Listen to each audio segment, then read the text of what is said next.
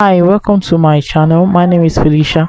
In this video, I will share with you on how to add phone number on your Roblox. The first thing you have to do is to log into your Roblox and make sure your Roblox is updated. If it is not updated, please go to your Play Store to confirm and you can update it from there. Next thing you have to do is to click on three lines at the top right corner of your screen. Click on settings. From this section, you're going to see account info. Click on it.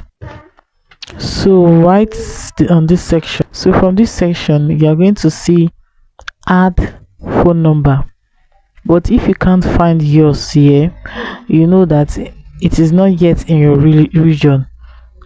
This feature is actually still rolling out to other region, and if it's not available in your region, know that it has not rolled out to your region yet. You can just wait for it to roll out to your region first, or probably you can try another option of changing your region to other regions that already have this feature. Hope this video guides, if it was helpful, please do also follow Light Fix for more fun tricks that make money.